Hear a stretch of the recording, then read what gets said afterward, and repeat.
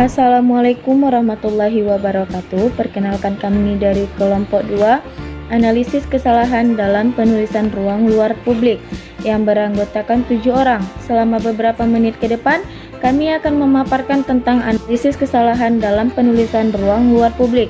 Silakan disimak, tapi sebelum itu kami akan memperkenalkan diri. Nama saya Gusti Wulandari, NPM 2007-110090. Perkenalkan, nama saya Hurul Harisa, NPM 2007-110071. Saya Muharani dengan NIM 2007110051. Nama saya Rano Kandala, NPM 2007-110044. Saskia Amanda dengan nomor NIM 20071110055. Nama saya Zulfina Rani, MPM 2007-110062. Rian Fadil, MPM 2007-110077. Bab 2, pembahasan pemakaian bahasa dalam ruang publik. Fenomena pergeseran penggunaan bahasa Indonesia di ruang publik mencerminkan betapa kuatnya pengaruh budaya asing, khususnya bahasa asing, terhadap kedudukan bahasa Indonesia. Sadar atau tidak, saat ini bahasa Indonesia telah dikendalikan atau dijajah oleh bahasa asing.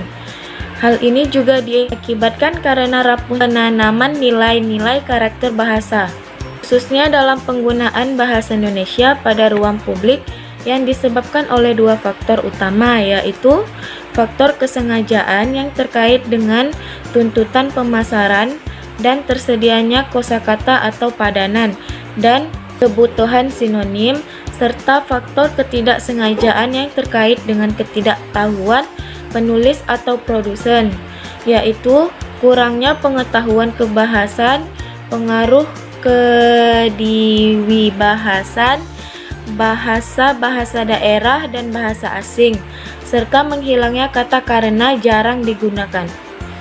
Kesalahan berbahasa adalah pelanggaran terhadap kode bahasa. Pelanggaran ini disebabkan minimnya penguasaan pengetahuan terhadap bahasa. Sedangkan analisis kesalahan berbahasa itu yaitu suatu cara atau langkah kerja yang bisa digunakan oleh peneliti atau guru bahasa untuk mengumpulkan kesalahan, untuk mengumpulkan data atau informasi kebahasan, mengidentifikasi kesalahan, menjelaskan letak kesalahan, mengklarifikasi kesalahan, dan mengevaluasi tingkat keseriusan kesalahan berbahasa tersebut. Penggunaan bahasa yang tidak menggunakan kaidah kebahasan tersebut akan dikategorikan menurut Carder tahun 1981. Penyebab terjadinya kesalahan berbahasa terdiri dari 3 klasifikasi. Pertama, lapses. Kesalahan jenis ini adalah kesalahan berbahasa yang disebabkan oleh perubahan cara berbicara komunikan sebelum selesai menyampaikan ungkapannya dan termasuk ke dalam kategori kesalahan atas ketidaksengajaan. Kedua, error. Kesalahan jenis ini terjadi akibat pelanggaran aturan kebahasan oleh komunikan. Ketiga, mistake. Kesalahan akibat penggunaan bahasa akibat komunikan tidak dapat dalam menggunakan diksi yang sesuai dengan konteks tuturan yang dikemukakan. Kesalahan bentuk atau struktur bahasa yang dipergunakan menyebabkan pesan yang disampaikan tidak dapat dipahami dengan benar oleh pembaca. Terlebih dalam tulisan ilmiah, karena dalam tulisan ilmiah setiap redaksi harus menggunakan kata yang bermakna denotatif, bukan bermakna konotatif. Data 1. Kesalahan penulisan yang terdapat pada gambar di samping adalah 1. Pada kalimat bila Anda dari luar negeri atau dari luar kota bisa diganti menjadi kalimat apabila Anda baru saja tiba dari luar negeri atau dari luar kota. Yang kedua, pada kalimat jangan datang dulu ke fasilitas kesehatan atau mendatangi petugas kesehatan bisa diganti menjadi alangkah baiknya jangan mendatangi ke fasilitas kesehatan atau petugas kesehatan terlebih dahulu. Ketiga, terdapat kata petui tugas diganti menjadi petugas agar menjadi kalimat yang baku. Keempat adalah kalimat putus rantai COVID-19 bisa diganti menjadi kalimat putuskan rantai COVID-19. Bisa kita lihat pada data 2, terdapat spanduk yang berada di pinggir jalan dengan himbauan warga Gampong Grot Manyang apabila keluar rumah wajib memakai masker, ikuti protokol kesehatan COVID-19, ibadah menjadi nyaman.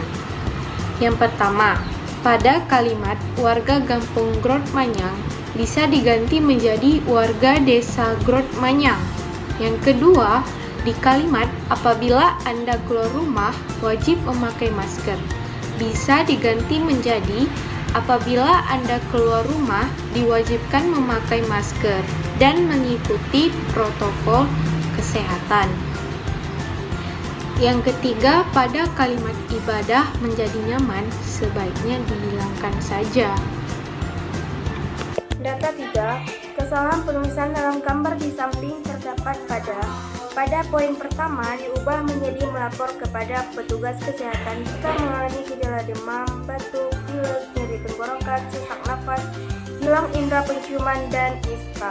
Pada poin kedua diubah menjadi dilakukan isolasi mandiri selama 10 hari.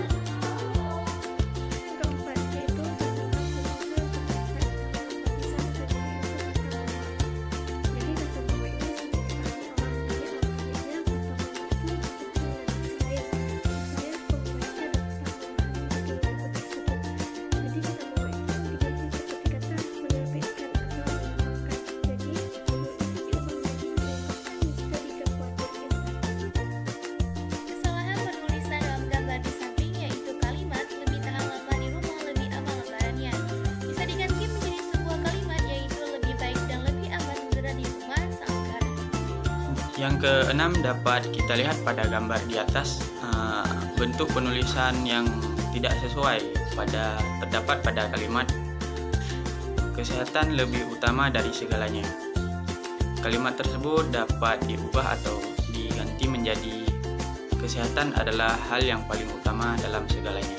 Dan yang terakhir dapat kita lihat pada gambar di samping ada beberapa bentuk penulisan yang tidak sesuai dan dapat diubah ke dalam bentuk yang pertama, yaitu ada kalimat kari kameng atau rusa.